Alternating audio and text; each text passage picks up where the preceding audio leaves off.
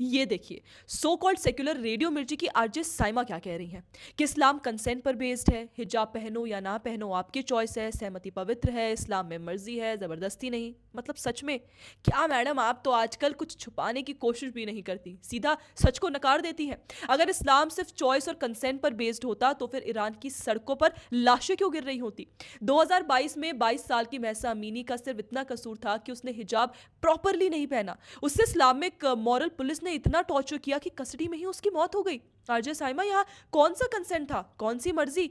आप इस पर क्या ये कहेंगे कि ईरान में इस्लामिक रजीम चेंज नहीं है? आखिर ईरानियन सिटीजन और वहां के रजीम के बीच डिफरेंसेस किस बात को लेकर है? अभी लास्ट मंथ ही यूपी के शामली में मोहम्मद जिद अपनी बेगम और अपनी 2 बेटियों को सिर्फ इसलिए मार देता है क्योंकि उन्होंने बुर्का पहनने से इनकार कर दिया था। क्या ये भी चॉइस थी?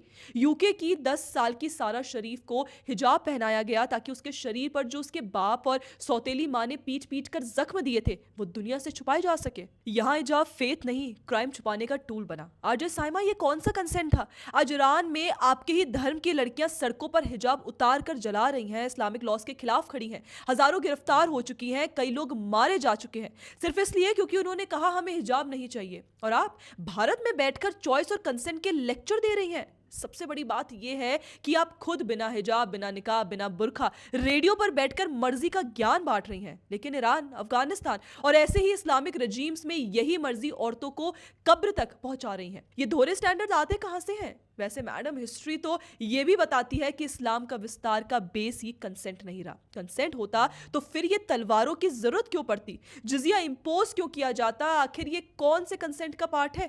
अरे हाँ, हम तो वैसे भी भूल गए कि जो जिहाद जैसे कट्टर शब्द को स्ट्रगल बता दे, उसके लिए इस्लाम को कंसेंट से जोड़ना कौन सी बड़ी बात है? जिहाद का मतलब कोई होली वॉर नहीं है, छोटा सा मतलब है टू स्ट्रगल। जब हिजाब ना पहनने पर महसा अमीनी जैसी लड़कियां मार दी जाती हैं, जब घर के अंदर बेटियों को बुरके के नाम पर मारा जाता है, जब एक बच्ची के जख्म धर्म के कपड़ों के नीचे छुपाए जाते हैं, तब इस्लाम में मर्जी है, जबरदस्ती नहीं, सिर्फ एक रेडियो फ्रेंडली झूठ बन जाता है।